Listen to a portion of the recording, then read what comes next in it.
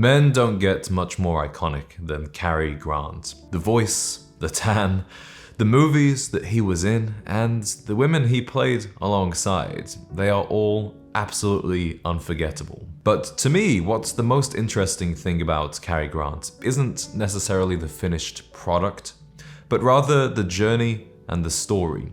You see, Cary Grant was almost as fictional as the characters he played, and the story behind his carefully crafted persona reveals some interesting lessons for any man that wishes to elevate his style, his presence, and indeed build a legacy just like Cary.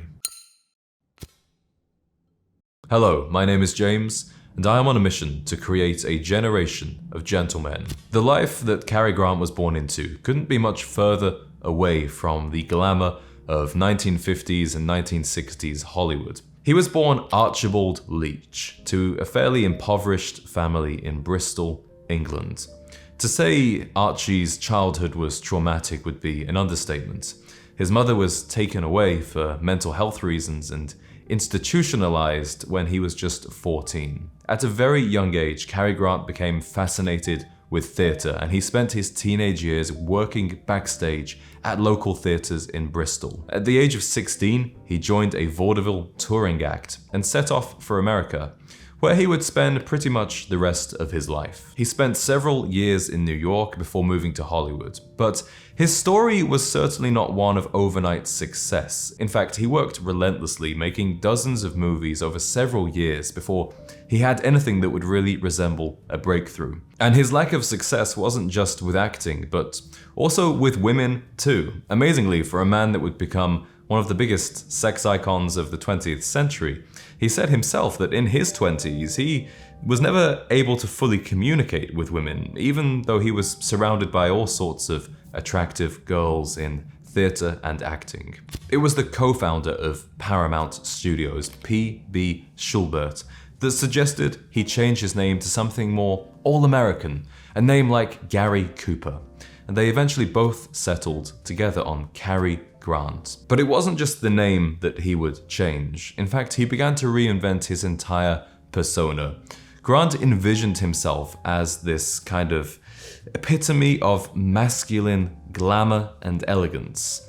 And at the time, Douglas Fairbanks was the closest thing to that. Cary Grant somewhat used him as a role model and a source of inspiration. The version of masculinity that Cary Grant portrayed was not macho, it was more romantic and suave, yet still very, very masculine. Cary Grant underwent a very deliberate process of self-reinvention. A whole new identity, a new name, a new accent, an entirely new lifestyle. For Cary Grant, this was driven by a desire to appeal to the biggest and widest audience possible. We'll never really know how much of Cary Grant was him truly inside, and how much was him trying to win the validation and seek the approval of his audience. One of Cary Grant's most distinctive features is his voice. Not just that transatlantic accent, but also the fact that he spoke pretty much every line with the same kind of intonation, rhythm, and pitch. Now, Cary Grant's real accent was more a combination of his native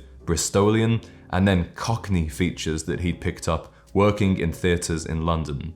The result was kind of an Australian-sounding mix that definitely wouldn't have been suitable for Hollywood at that time for a suave, romantic leading man. But while Cary Grant lived in New York, he began to surround himself with the old money Manhattanites, people that had that natural transatlantic accent, and he began to imitate them, resulting really in his unique blend of British, English, and American. Cary Grant paid meticulous attention to his appearance, his grooming, and his dress. And he was apparently almost obsessed with tanning. He would lay out in the sun in California for 1 hour every single morning to maintain that distinctive golden glow. But it wasn't just his accent and his appearance and his name that Cary Grant changed. He also molded his mind and his lifestyle to fit in better with the upper-class circles of New York and Los Angeles at that time. Over the course of his career, he made a particular effort to mix with high society.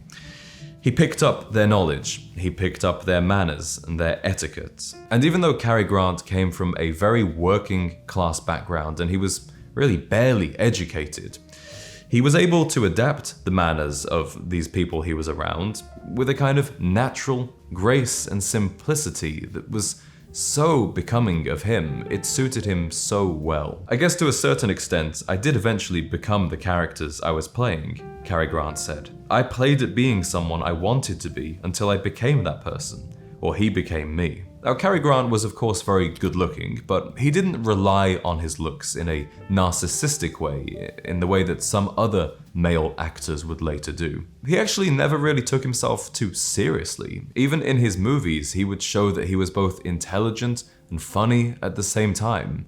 He had a grace and an elegance to him, but with the ease of an ordinary everyday man. And I think it's that combination that made Cary Grant so appealing to such a wide audience. Perhaps the most famous quote from Cary Grant of all time is when he said, "Everyone wants to be Cary Grant. Even I want to be Cary Grant." And he was aware that the persona he developed was simply unattainable on a day-to-day level. And people that knew him closely, personally, will tell you that even the way he spoke in real life was quite different to what you would have seen on screen.